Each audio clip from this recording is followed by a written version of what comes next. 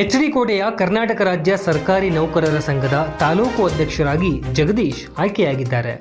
ಕರ್ನಾಟಕ ರಾಜ್ಯ ಸರ್ಕಾರಿ ನೌಕರರ ಸಂಘದ ತಾಲೂಕು ಶಾಖೆಯ ಅಧ್ಯಕ್ಷ ಸ್ಥಾನಕ್ಕೆ ಇಂದು ನಡೆದ ಚುನಾವಣೆಯಲ್ಲಿ ಸಿಎಸ್ ಜಗದೀಶ್ ರವರು 19 ಮತಗಳನ್ನು ಪಡೆದು ವಿಜಯಶಾಲಿಯಾಗಿದ್ದಾರೆ.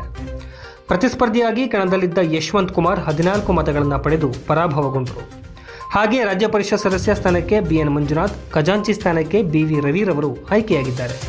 ಒಟ್ಟಾರೆಯಾಗಿ ಕಳೆದ ಒಂದು ವಾರದಿಂದ ಪ್ರತಿಷ್ಠಿತ ಚುನಾವಣಾ ಕಣವಾಗಿ ರಂಗೇರಿ ನಂಬರ್ ಗೇಮ್ ಆಗಿ ನಂತರ ರೆಸಾರ್ಟ್ ರಾಜಕಾರಣಕ್ಕೂ ತಿರುಗಿ ಸಾರ್ವಜನಿಕ ವಲಯದಲ್ಲಿ ತೀವ್ರ ಚರ್ಚೆಗೆ ಗ್ರಾಸವಾಗಿದ್ದ ಅಧ್ಯಕ್ಷ ಸ್ಥಾನಕ್ಕೆ ಇಂದು ಅಂತಿಮವಾಗಿ ತೆರೆ ಬಿದ್ದಿದೆ.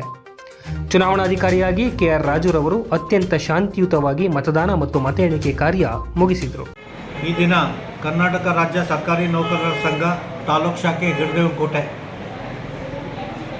ಇದರ ಪದಾಧಿಕಾರಿಗಳ ಚುನಾವಣೆ ಈ ದಿನ ನಡೆದಿದ್ದು, ತಾಲೂಕು ಶಾಖೆ ಅಧ್ಯಕ್ಷರ ಸ್ಥಾನಕ್ಕೆ ಜಗದೀಶ್ CS ರವರು 19 ಮತಗಳನ್ನು ಪಡೆದು ಜಯಶಾಲಿಯಾಗಿದ್ದಾರೆ. ಖಜಾಂಚಿ ಸ್ಥಾನಕ್ಕೆ ರವಿ BV ಎನ್ನೋರು ಸ್ಪರ್ಧೆ ಮಾಡಿ 17 ಮತಗಳನ್ನು ಪಡೆದು ಜಯಶಾಲಿಯಾಗಿದ್ದಾರೆ.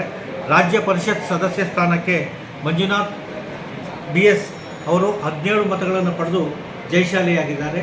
ಈ ಸಹಕರಿಸಿದ ನನ್ನೆಲ್ಲ ನಿರ್ದೇಶಕ ಮಿತ್ರರಿಗೆ ಈ ಮೂಲಕ ಧನ್ಯವಾದ ತಿಳಿಸ್ತೇನೆ.